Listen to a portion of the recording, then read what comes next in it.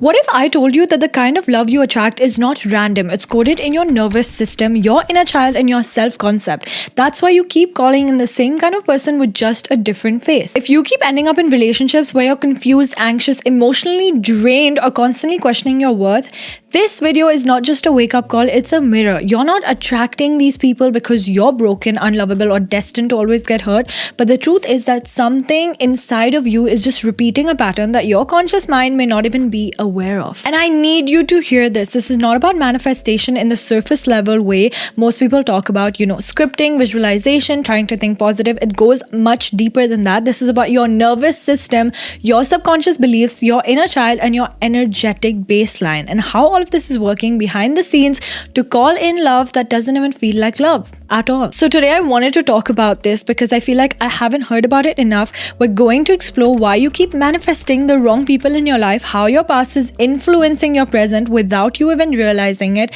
and most importantly, how to shift into the version of you who is no longer available for crumbs, chaos, or confusion, and only attracts the kind of love that feels safe, grounded, and deeply fulfilling, like the one we read about in books. Okay, to begin with, let me give you a real reason why your manifestations in love feel like they are on repeat. Even when you swear you want something different every time, you're not manifesting from your conscious wants. You are manifesting from what your nervous system believes is safe. Now, I know that sounds a little abstract or a little out there, so let me explain. If you grew up in a household where love felt inconsistent, like sometimes your caregivers were emotionally present, but other times they were distracted, maybe because of work, they were dismissive, or they were unpredictable, your nervous system then learned to associate love with tension, like so much tension. Love for you may have come with a side of anxiety. That's why you're probably consciously attracting toxic people in your life even now. So even now as an adult, even if you consciously crave peace, security, and consistency, like we all do at one point, your body still scans for what is familiar to it, and it equates that old anxiety with love. That is why people who treat you with kindness and stability might actually feel really boring at first. You're like, this person's a bit blah, but no, they're just stable. Your body may not just register them as exciting because there's no anxiety attached to them, and anxiety is what your nervous system used to label as home. In a book that I read, it's The Body Keeps the Score. I've spoken about this on multiple videos of mine. They explain how trauma literally gets stored in your body and then shapes our responses, relationships, and behaviors long after the event is even over. So it could happen when you're like 10, but you still continue doing those things now. Your nervous system becomes your compass, and unless you've consciously rewired it, that compass is pointing you back towards what's familiar, not what's healthy for you. And over here, I need to mention the inner child because she plays a much bigger role in your love life than you probably could even think. If you constantly feel like you're chasing affection, you're overthinking every message, overanalyzing someone's tone, or putting everyone else's needs ahead of your own, that is not just adult you being insecure. That is your inner child trying to survive in life. It's not feeling safe. You're not giving it that safety that it requires. Maybe you were the kid who had to be good to receive love. Maybe your emotions were too much for the adults around you, so you learn to tone yourself down.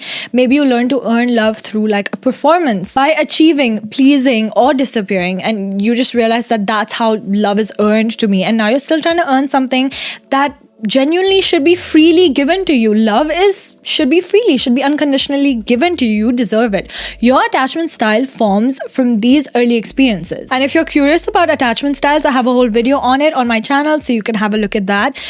Basically, what attachment theory showed us that children with inconsistent caregiving develop anxious or avoidant attachment patterns. That means as adults, they either cling too tightly to people, like their romantic love, or they push people away. Not because they want to in any way, but because they were never taught how to feel safe in that closeness. This is why love could feel like such a big battlefield for so many of us, because your subconscious is still trying to recreate an old story, hoping for a different ending, but that ending is not going to come unless you work on yourself. The truth is that you're never really going to be able to rewrite your past through someone new. You have to do it through yourself first. And a journal prompt that might help in this is you can start with writing what kind of love feels familiar to me and what did I learn about love growing up. So before getting started, understand how love feels to you. Does it feel warm? Does it feel hard to get? How does it feel? And now this could be a little emotional for a lot of people, but it really opens up the door to real awareness. And that's what we want before working on ourselves. We need to be aware of what's happening deep down inside. Now, if we connect this to manifestation, because this is all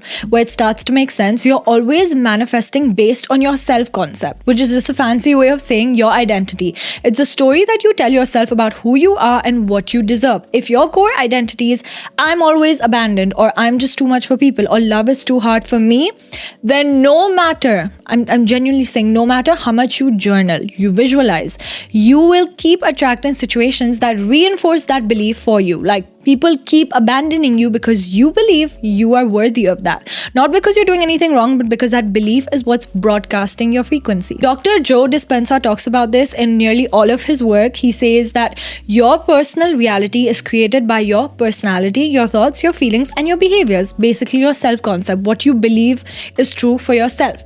That means that if you want a different reality in love or anywhere else in life, you have to first shift the version of you that is showing up as that person. You have to think, feel, and act like the person who already has the kind of love you desire, and you need to know that you're worthy of that. Quantum physics supports this as well through something called as the observer effect, which shows that our consciousness, our focus can literally influence how particles around us, and we all know we're all particles, behave. Translation is your energy, your attention, your emotional state, all of it plays a role in shaping your reality. So if your focus is always on avoiding rejection or hoping someone doesn't leave, what's going to happen? It's going to reinforce that. Or trying to prove your worth, then you're still manifesting from a place of fear, from lack. And we all know that fear is not magnetic in any way. So the first technique that I want to talk about that you'll be doing after this video is you're going to rewrite your own self-concept. Like your life depends on it, because your life really does depend on your self-concept. Let's get this one thing straight, that manifestation is not about scripting someone into your life. It's all about becoming the version of you who would never tolerate the things that you're trying to manifest your way out of. That's what manifestation is about. You're not here to attract the love you think you deserve when you're tired, anxious, and craving someone else to validate you.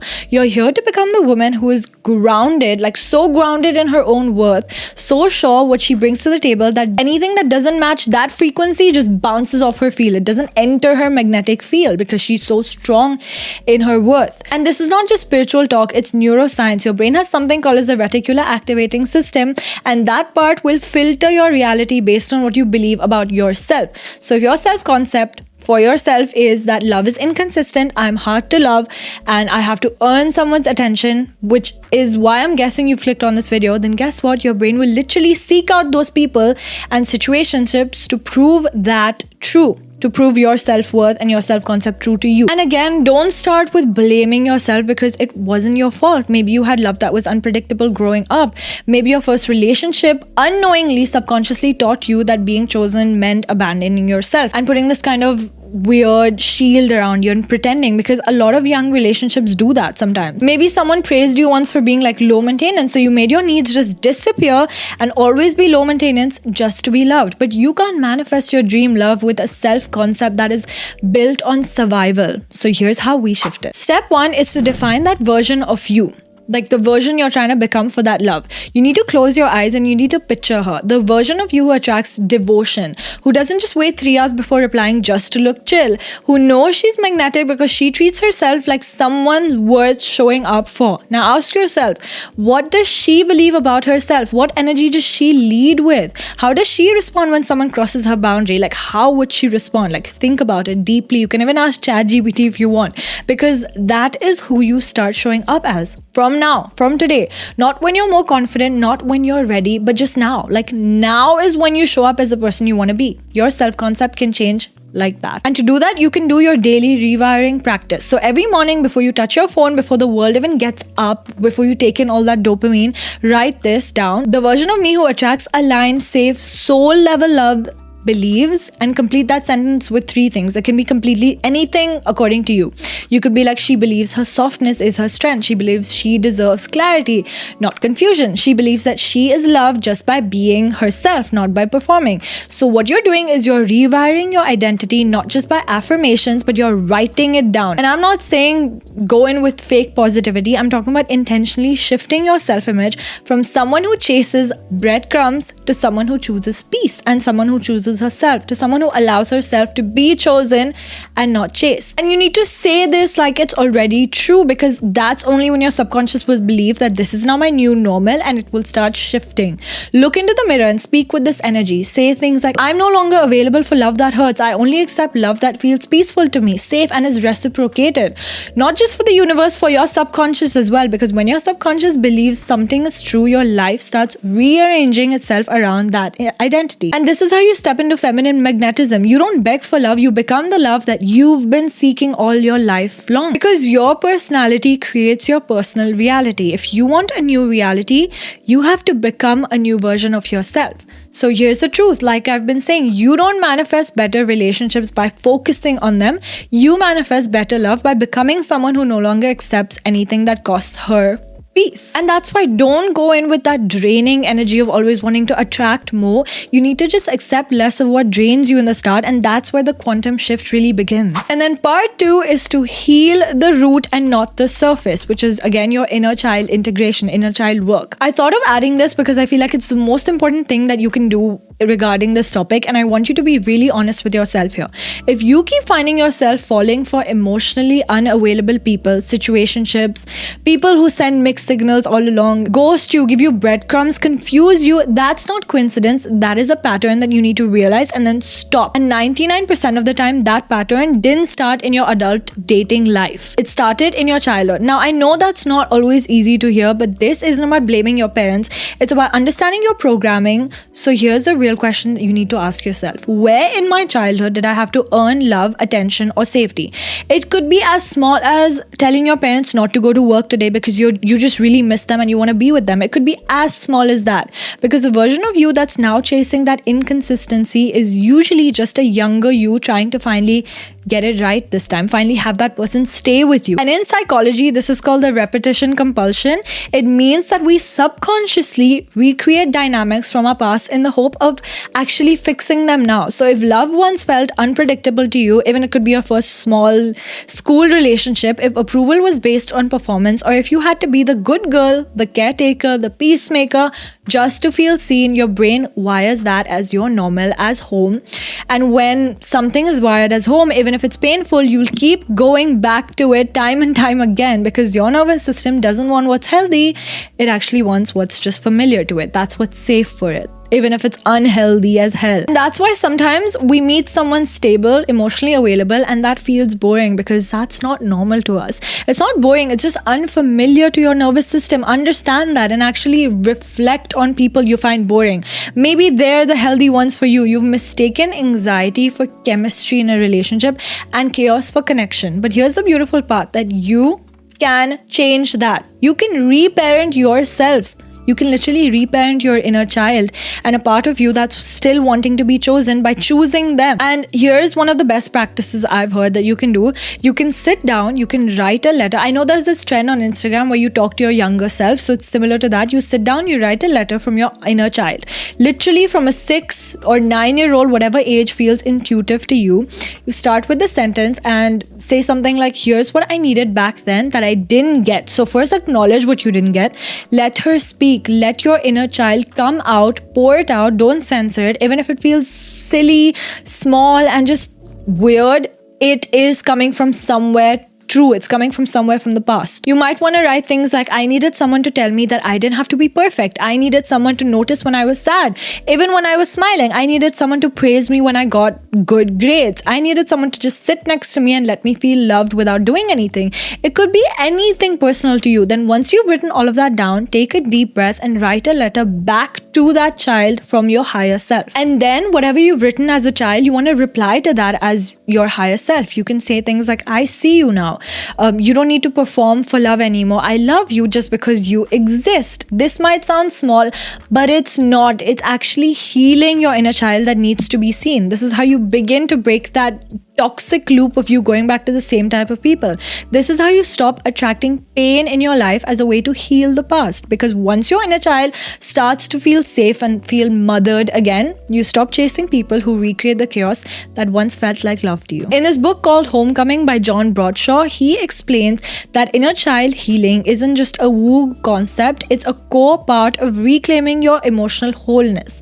And he says that when the inner child is not nurtured, it runs the show from behind the scenes, constantly demanding the love that it never got and sabotaging the adult who tries to move forward. And you'll see this everywhere then once you get more aware. The friend who keeps going back to the toxic ex, the one who pushes anyone good away, the person who says that they want love but shuts down the moment it gets real. That's the inner child calling the shots, not your adult self. So if you want to manifest love that really feels safe to you, consistent, secure, you need to make that your new inner normal.